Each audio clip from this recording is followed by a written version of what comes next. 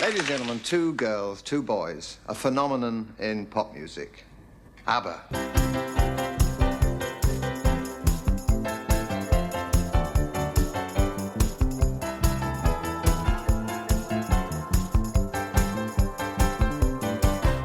Hello and welcome to another episode of Like a Magic Spell, the podcast which aims to unlock the joy of ABBA one song at a time.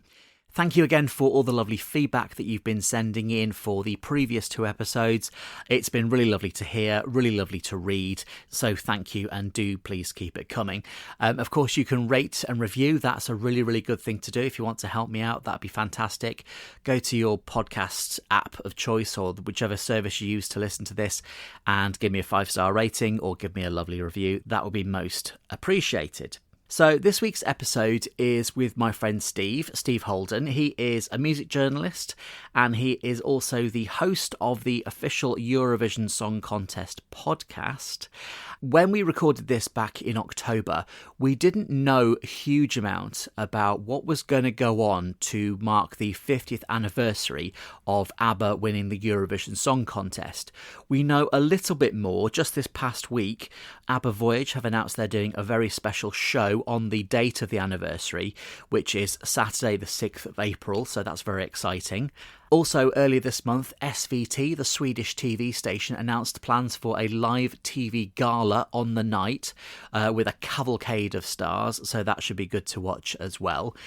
And for the podcast, I am planning something a little bit special to mark the 50th anniversary, so please do follow and subscribe so you don't miss out on that.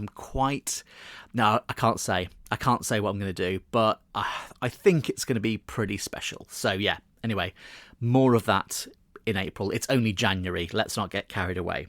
So I began this episode, as I normally do, with asking Steve how ABBA came into his life. I was trying to think when the first time I heard ABBA, and it was actually, I think, through Erasure, doing the ABBA-esque EP, and watching Vince and Andy dress up as Agneta and Frida and do Lay All Your Love on Me. Yeah. And it was when I was discovering what music I liked. So this would have been early 90s, when I was first getting into the charts. I think because I told my parents that I liked these songs, they were like, well, they're this band ABBA and here's all their albums. And they had literally every single vinyl and tape of ABBA. And so I started just ploughing my way through it, realising that I loved it. I think ABBA Gold was released around the same time. That's right. And then my dad took me to see Björn again. Excellent. So it was one of my first gigs. I tell all my friends that my first gig ever was Pink Floyd, which is really cool. And I went to Earl's Court and it was like, they're the greatest band on earth. But actually my first gig was Björn again. Was it at the Wyvern? It was in Bristol, at Colston Hall, actually. So I remember seeing that and just really loving the music, not really knowing their significance or not really knowing where they'd come from, just knowing that this is the music I liked. And that kind of then opened me up to like pop as I love now. Became an obsessive, still love ABBA to this day, still regularly listen to them, been to see Voyage. They are part of my life. Yeah. So they've been with me a long time, but it's through Erasure. I'm actually quite jealous because you kind of discovered them all in one big go. Yeah. Whereas a lot of people I've talked to, it's just been sort of like wallpaper in the background of their life. Certainly it was for me. But for you to just find these albums and just go, right, I'm ploughing in, must have been almost like a dopamine hit. Yeah, it was, because my dad had an amazing record collection, all types of music. Like he loved the Beatles and Springsteen and Bowie and ABBA, but then he liked modern stuff like the Eurythmics and the Pet Shop Boys. And he basically just let me find my own way with music. And I gravitated towards ABBA. I loved the Pet Shop Boys. I loved Annie Lennox as well. Not knowing anything about them. It was like instinctive. And then at around the same time or just before, Eurovision was already on my radar. And then when you put two and two together, the world explodes and you realise your purpose in life. In your role as the presenter of the official Eurovision Song Contest podcast, you, of course, have interviewed one of ABBA, haven't you? Yeah, I've interviewed Björn for the podcast. It was so surreal. How it came about is because Martin Osterdahl, who's the executive supervisor of the Eurovision Song Contest, so he's the big boss, he has this personal friendship and relationship with Björn because his dad worked with ABBA back in the day. So Martin casually dropped into conversation that he would spend time at ABBA's house in a basement, like a recording studio or something. So bizarre. And being such a big ABBA fan and being such a big Eurovision fan, I remember loading up the laptop, waiting for Martin and Björn to remotely join our conversation that we were going to have. And we were going to talk about, well, we did talk about what Eurovision means to the world, how it's changed, how it's evolved, how it's different from when ABBA won, like why it's still relevant, you know, all this kind of stuff. And Björn popped up first. Before Martin. We've all been there in Zoom meetings, yeah. Honestly, and I was just like, it's one of ABBA, like on my laptop, and it was just him at home. And he's like, hi, Steve. Because the precursor to this is that me and Björn had been in email contact.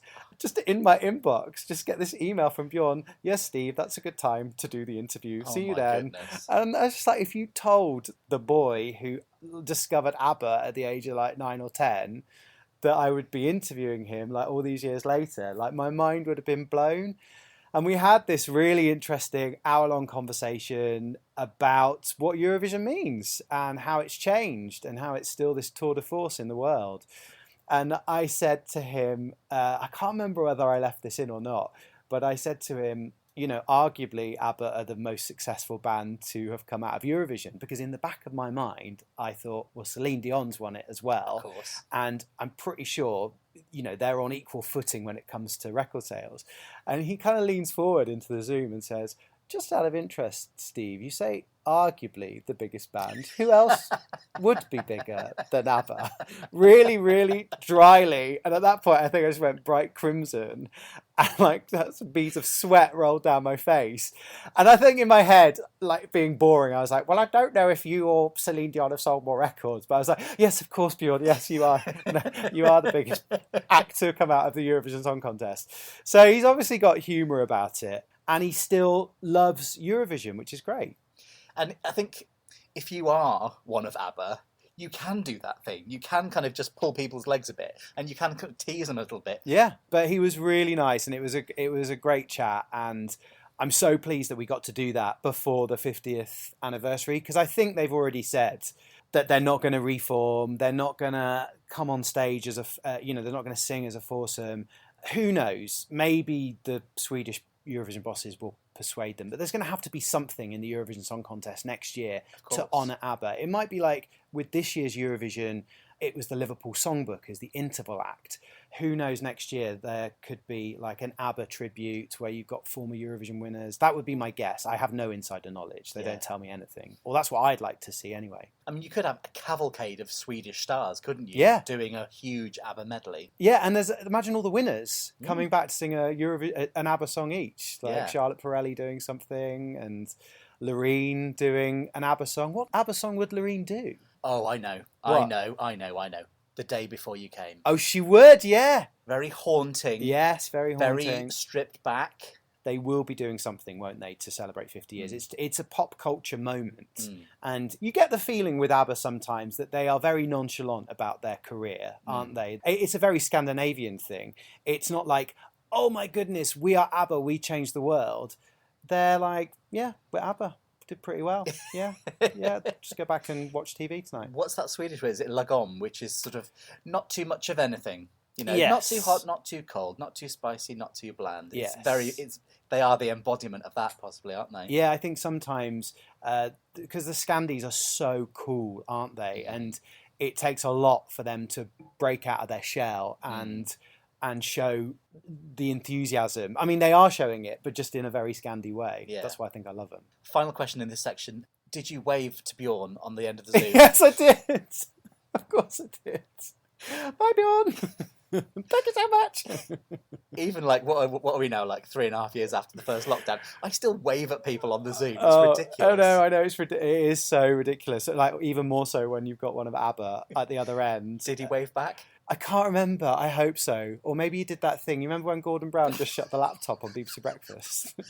Done now, bye. Classic baller move, wasn't it? So good. Maybe he actually did that. I can't remember. But no, it was a real pleasure. Like, everything came full circle, in my life. Yeah. Right, so we're going to talk about Me and I and Happy New Year. Yes. Okay, so let's start with Me and I. Some song facts to start with. It's the 5th track on Super Trooper, or in Old Money, the last track on side 1 of the LP. It was recorded sometime between the 8th and 25th of September 1980, so it was one of the last songs to be recorded for Super Trooper, the album. We got Frida on lead vocals during the verses, everyone else pitching in the chorus. It originally had 2 working titles before Me and I. One of them was Jackass, and the other one was Piccolino. Catchy. I mean, goodness knows what the rest of the lyrics would have been like. It's weird. Me and I wasn't actually released as a single, so we don't have any chart info. It was performed, though, once on the Dick Cavett Meets ABBA TV special. That was in 1981, recorded in April 1981. And it was one of these TV host meets a band. They do a few interviews. They do a few performances. ABBA did 9 songs in total. Me and I was one of them. It was just after the first few songs had been recorded for The Visitors, so they were promoting them. As I say, recorded in Stockholm, April 81. Apparently they recorded about 20 hours of footage for just 1 hour. Wow. By all accounts, it was a bit of a weird thing. They sort of felt everything was a bit uneasy. Dick Cavett was a bit... If you watch it, you can see he sort of doesn't really know where he is, and he doesn't really know what he's doing. You think, oh, it was a really good idea at the time, but I don't think it comes off. There's no sort of like natural chemistry there at all. But you can see why they did it, because they were all about not going out and doing concerts by this stage anyway, not doing big concert tours. They were like, well, let's just stay in Stockholm, let's just record something, sell it around the world, and then our music kind of gets out there. You can read all about the TV special on the ABBA on TV website. It's an excellent website. It details all of ABBA's TV appearances throughout the whole of their career. It's up to the present day. It's a fantastic resource. I'll put a link to the show notes.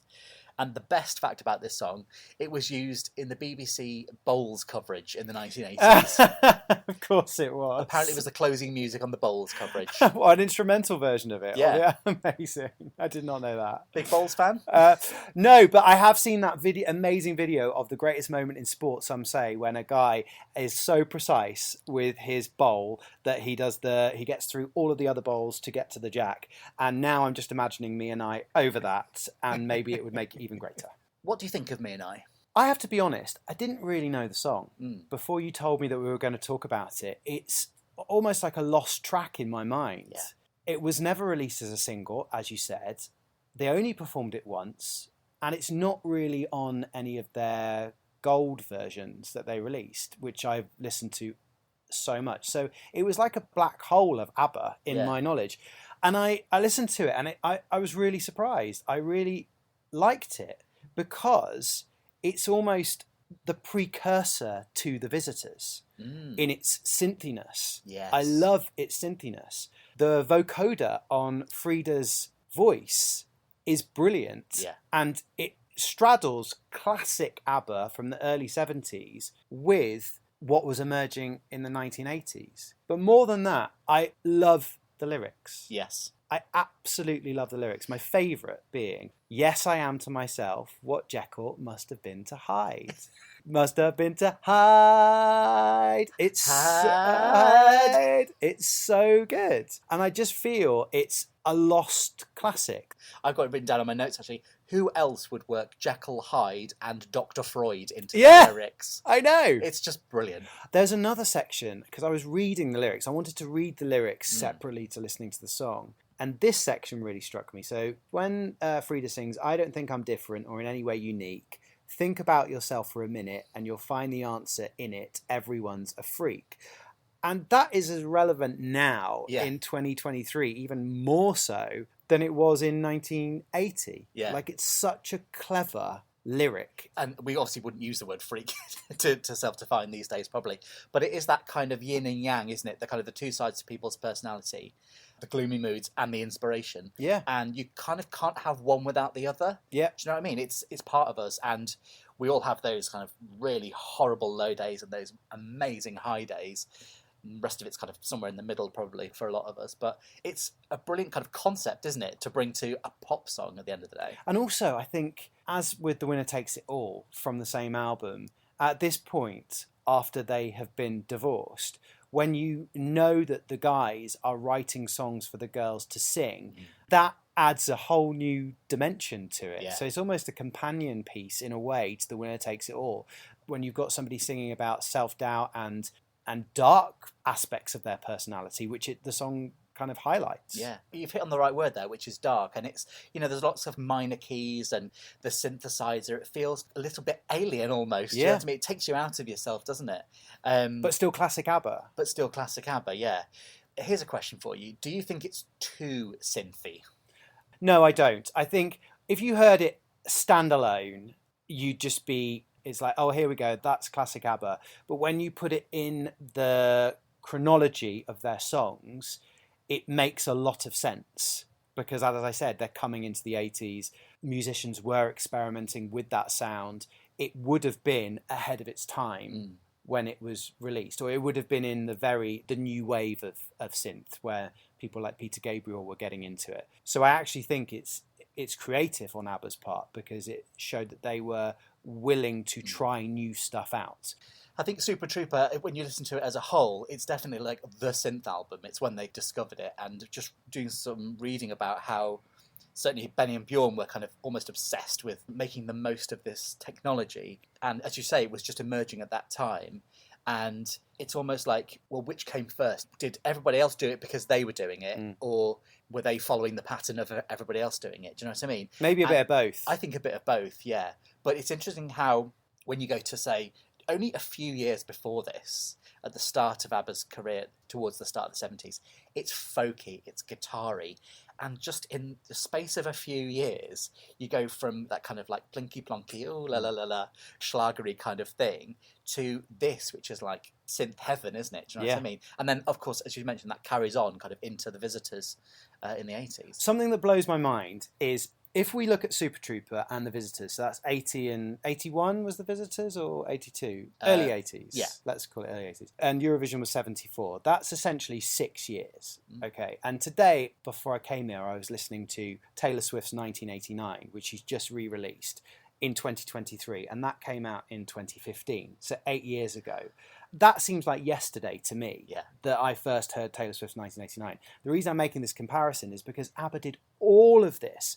They went from the folky schlager of Waterloo to this modern synth in 6 years. They condensed so much musicality in such a short space of time. And because it's before my time, it feels like, oh, well, they were around for ages and they were doing this for decades. But it was actually in a really short space of time. That they packed everything in.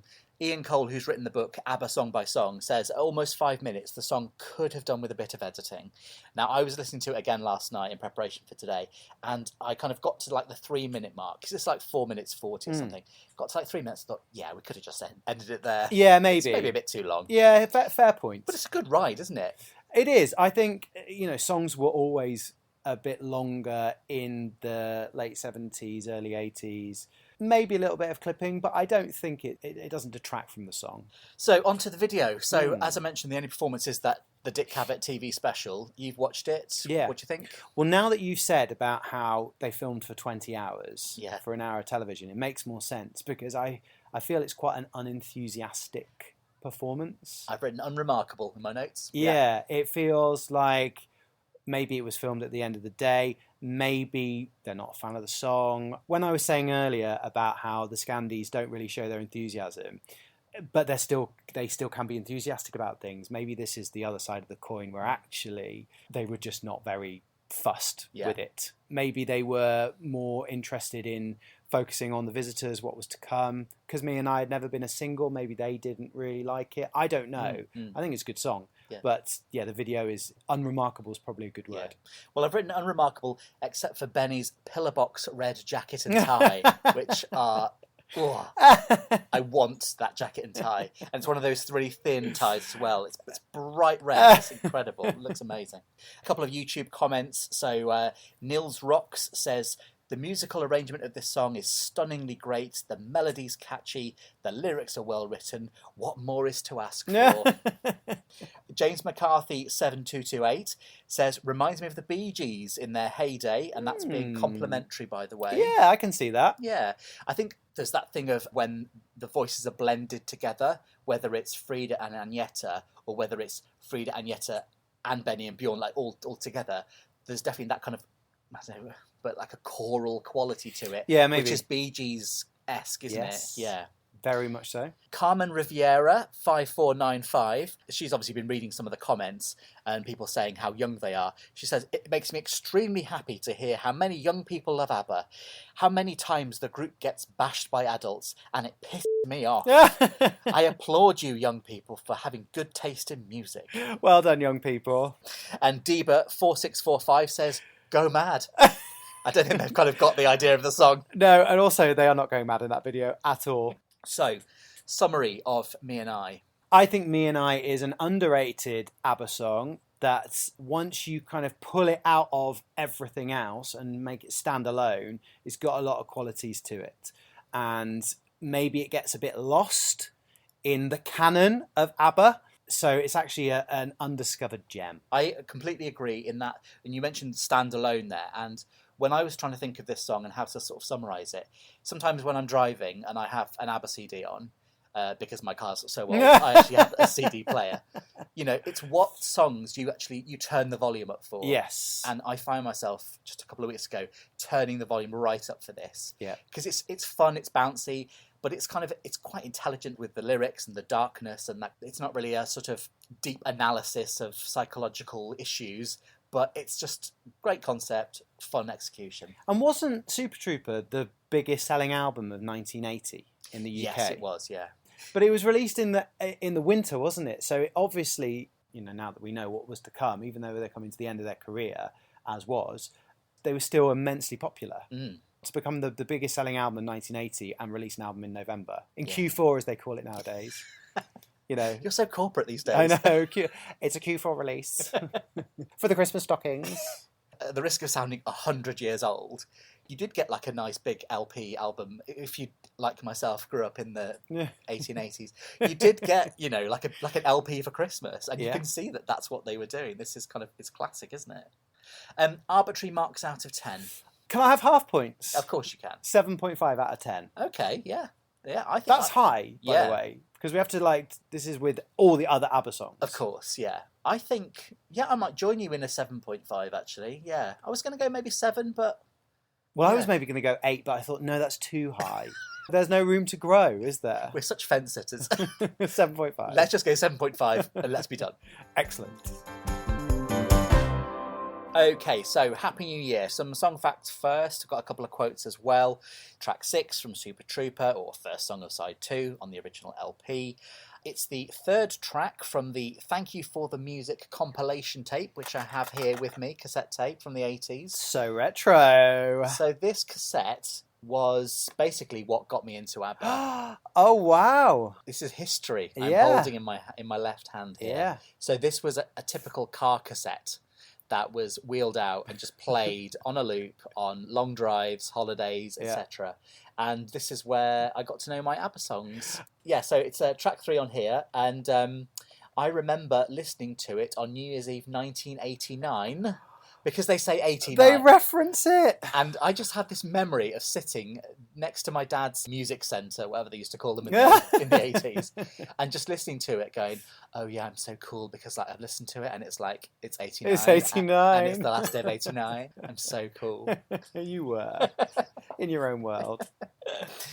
It's in good nick, by the way, this tape. Well, I have to say, there was a point when things that were your parents become yours. Yes. And as soon as that became mine in the sort of general sort of transfer of goods over the years, I've kept it, and I've kept it safe, and I've kept it, in good nick. Yeah, released in 1983. Yeah, so it says on the front cover, a compilation of love songs. I'm not sure whether they are actually love songs. I know, it's a bit loose, isn't it? I'm looking down. Eagle isn't really a love song, I would say. Thank You for the Music's not really a love song, is it? It's just like their songs. Yeah. Here's some of ABBA's songs. That's what it should have been called. Yeah. ABBA, here are some songs. Yeah, much more appropriate. But sweet. So yeah, Happy New Year, lead vocals by Nyetta. Obviously it's about, the turn of the year and all the feelings that throws up. At the time it only had a very limited release as a single. It was only released in Portugal. It was released on an EP. Why there? Who knows? Lucky Portugal, I say. It was released as a single in Portugal. It was on an EP in Brazil and a B-side in Australia. Since then it's had a few limited singles released over the years, certainly around sort of the download and streaming age. Obviously, people stream it a lot around New Year. Sometimes it even enters some countries' charts because it's so popular around that time. The highest chart position I could find over the years was number 4 in the Swedish chart in 2008. The original working title was Daddy Don't Get Drunk on Christmas Day. I can't believe this. Is this true? I can't believe this. The mind boggles, doesn't it? It's bleak. Yeah, it's probably even more bleak than what we ended up with. Yeah, completely. Daddy Don't Get Drunk on Christmas Day. Wow. Also, it's about New Year. Yeah, I know. So was it originally a Christmas song? Well, the concept behind the song was it was going to be part of a musical. Benny and Björn, as we've discussed, they've already done a lot of what they wanted to do, and they thought, wow, should we do a musical? So this song was actually written when they went to Barbados in January 1980 as like a songwriting retreat, because they'd done it in the Bahamas the year before, exactly. Stockholm in January. Grey. Exactly. So we thought, okay, well, we're probably two of the most famous songwriters in the world. Let's just go to Barbados. All right for some. Absolutely. Yeah, so they went to Barbados. They came back with this song and on and on and on. Now, on the plane going to... They went to Barbados and they did 2 songs. I know. Well, apparently they came back after 10 days. Oh, well, they needed some beach time as well. They must have missed it. Missed the greyness. But apparently on the plane there, they were discussing the idea of doing a musical set around New Year. It's kind of like the perfect dramatic thing at a New Year's party, because you've got people looking forward and backward, you've got maybe a slight mismatch of people, you've obviously got emotions running high, you've got alcohol into the bargain as well. So, this could be a good setup for a musical. And while they were in Barbados, they actually had dinner with John Cleese, as you do. And they discussed this musical with him. Apparently John Cleese was like, no, I'm fine, thanks. And the idea just kind of like fizzled out. But of course, they kept the concept of a musical for a few years' time because, as I will discuss on this podcast at length in a future episode, they came up with Chess, which is just... I cannot wait to discuss Chess. So the song kind of takes place, as it were, on New Year's Eve 1979, something which Björn now regrets. It kind of just sort of freezes it in time to a specific date. And I think at the time he said, we only used to think about sort of 6 months, a year ahead. We didn't think people would still be playing it, downloading it, streaming it kind of all these years later. And he's actually suggested he would have changed one of the lyrics. So the lyric is, at the end of 89, and he suggested it should change to, here's a toast to humankind. Which is one of the most cheesy things I've ever heard. That is so cringe. No, I like the fact that it's set in a moment of time. It adds a bit of personality to the song. It dates it not in a bad way. I do find it weird that they wrote it after 1979. So it was a retrospective song, considering the album came out in the winter of 1980. Yes, yeah. So it would have made more sense to reference 80, but then maybe that didn't roll off the tongue. Yeah. And maybe, it's not a sexy number, is it? 80. And maybe they're still hungover. 79. Way more sexy. Is that a sexier number? 79? Well, no, it's the way it's the lilt of how you say it. 79. Okay. 80. Professional broadcaster there. Well, maybe when they were flying to Barbados, they still had that New Year hangover, and they were like, I need to purge the New Year 79-ness out of my brain. Maybe. Happy New Year is also the second song from Super Trooper to be recorded in Spanish as well. So on all the Spanish versions of the album in, say, Argentina, Spain, some songs were replaced with Spanish versions. The Spanish version of this is called Felicidad. It's more about celebration in general. It's got the references to New Year's removed, so it's more about celebrations. Yeah. So that's probably lasted a bit better than old 89 over there. This song, so Benny included this as one of 6 ABBA songs on his solo piano album project, just called Piano.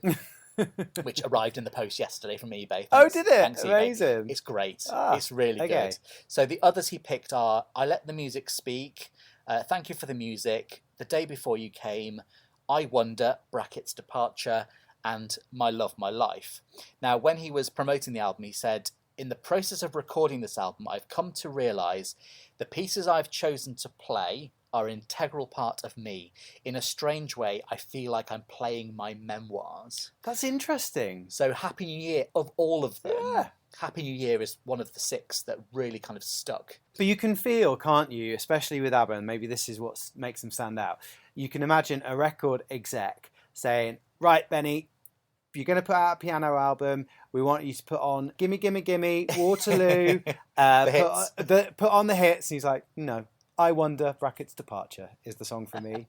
Very individual. No one was telling him what he should put on. This, you can tell by those 6 songs that that's very much, this is all me, this is what I want to do. Yeah, they are beautiful as well. They are fantastic interpretations of those songs. This song, Happy New Year, is extremely popular in Vietnam, especially around the Lunar New Year, which is in February. There's kind of a weird kind of historical link between Sweden and Vietnam, because they both kind of trod this kind of neutral, well, not exactly neutral, but they were kind of involved in the Cold War, but they weren't obviously on the side of the Soviets.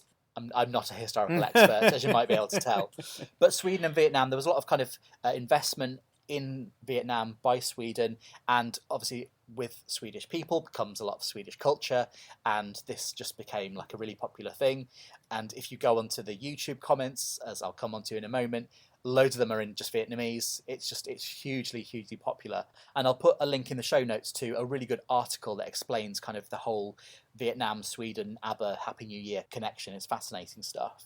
A couple of quotes about Happy New Year. Björn says, "I feel that the biggest problem in the world today is the lack of confidence and the way of looking negatively at the future.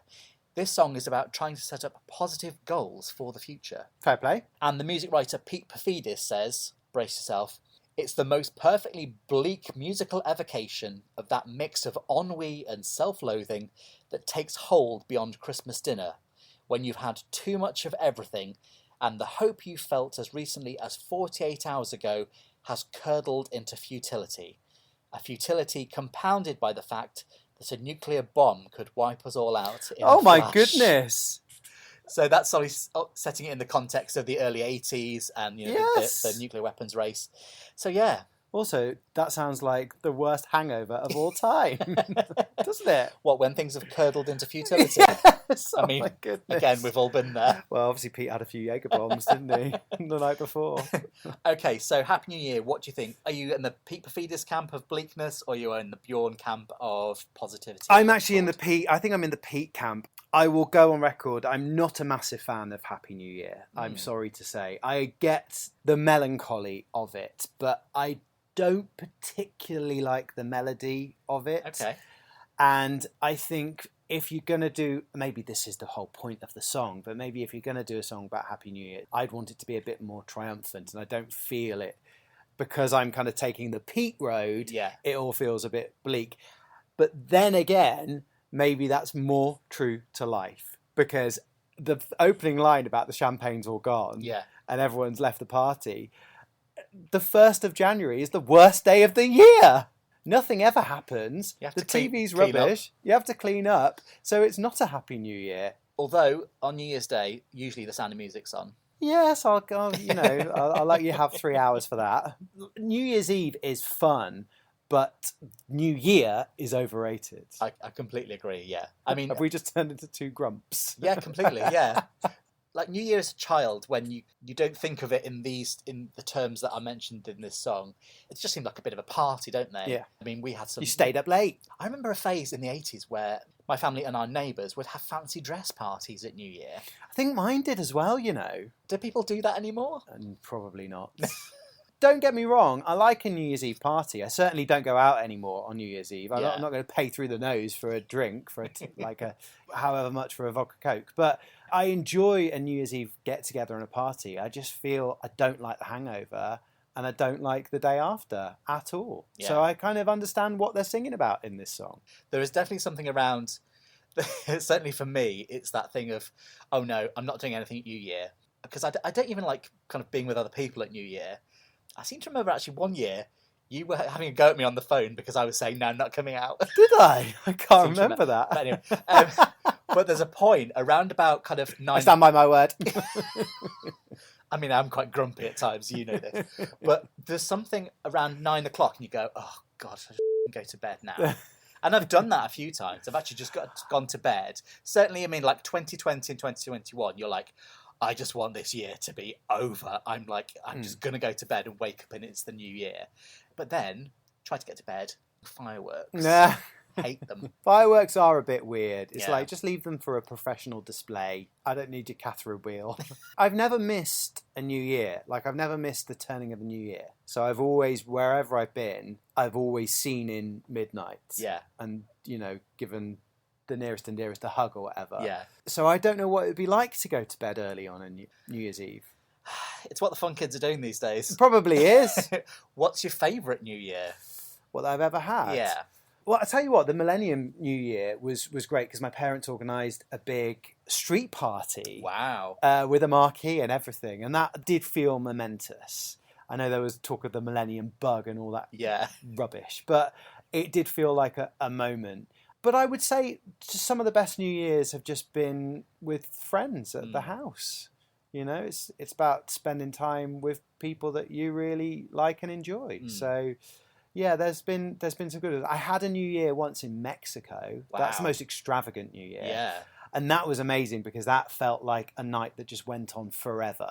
We were in a random place in Mexico and we were going through from bar to a pizza joint, and it just felt like an adventure, you know, in another country. But again, the hangover the other day, you're like, was it worth it? Well, I had a New Year in Texas once, and... Yeehaw! Indeed. Well, talking of yeehaw... I was asked what I wanted to do on New Year's, and I was like, I want to go to a rodeo. Oh, amazing! So we all trooped down to Fort Worth, the yards in Fort Worth, and went to a rodeo that was kind of about 8, 9 o'clock at night in New Year. Rodeos, they are not as fun as you think they're going to be. Yeah. Because the riding of the rodeo lasts, 8 seconds? He'll get thrown off. I don't think, don't sue me, but the conditions that they were kept in were not great, like the animals. And it was just like, okay. Is it a bit bleak? Can we just go back to the house now, please? Is this a bit more in the ABBA vein? Very much so, yeah. I forget, actually, I should tell you this. So at the point of New Year in Mexico, the fireworks went off in this random town.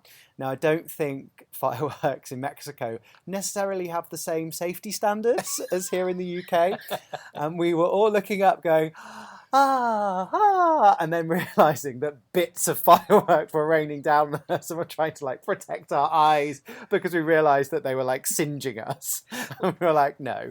Like that scene in Chernobyl where they think it's snowing and it's actually... Yes! Not quite. It wasn't radioactive, but my friend Crystal, she was hiding under my elbow. She was like, I was having fun 2 seconds ago. Now I'm being scorched by subgrade Mexican fireworks. So, yeah, a mixed picture. A mixed picture. Back to ABBA. Back to ABBA. I mean, I have to say, you mentioned it earlier. This is one of my favourite ABBA lines of all time, just because of Agnieszka's pronunciation. It's no more champagne. It's just lovely. It's just really sweet. Let's order some champagne. Exactly. And man is a fool. And the lyric around, we might as well just lay down and die. Yeah. No. It's really unnecessarily dramatic. It is. It really is. It is a bleak song. I'm definitely in the Pete camp. The highlight I picked out is if you listen carefully to the chorus, I'm not a musical expert, but I've described them as twiddly bits. There's lots of twiddly bits behind the lyrics on certain lines in the chorus. Now, the video, we've just watched the video. So, like most ABBA videos, it was directed by Lasse Hallström. It was filmed in his apartment. Ah, that's interesting. In Stockholm. The address is Karlavägen 83, but you're not supposed to go there. It's a private address now, so listeners don't go and knock on the door and say, Hiya. Can I see the ABBA flat? Can I see your parquet floor? And it's actually the same flat that was used in the One of Us video as well. So we've got Agnieszka in the apartment, and then we've got the footage from the Super Trooper album cover shoot, which is at the Europa TV studios. That's what it is. Of course it is. And the video, I think, it's got so many classic ABBA elements. The singing heads. Where they're both in shots slightly too close to one another, where Frieda's over Agnieszka's shoulder. Don't breathe on me. And I have to say, big shout out to the human turntable. Yeah, I love it. I think when Benny and Björn like pop around on that, I also think Benny looks really good. Yeah. In this video. Yeah. He's at like his peak handsomeness. It feels like it's going a little bit too quick. fast. Whoosh. Where's the camera? And they had to keep their head still to look into the camera. Yes. They must have been so dizzy by the end of it. Completely. I'm just watching it. There's a naked man in that video as well, in the Super Trooper party. Did you see him? I don't think he was completely naked. Oh, well, he looked like it. I'm sure he had a thong on. Just what your eyes are drawn to. That flat is lovely, by the way. It's lovely, isn't it? Yeah. It's compliments to the Scandies that flat looks timeless. It looks like a flat that exists now in 2023. To the YouTube comments, YouTube wisdom. So there are actually 46,000 comments, so I couldn't read through them all. Actually, loads of them are in Vietnamese, as I mentioned. Loads of people wishing each other Happy New Year, even though they're writing it in like August. There's someone there from like August this year. It's like, just saying, Happy New Year 2024.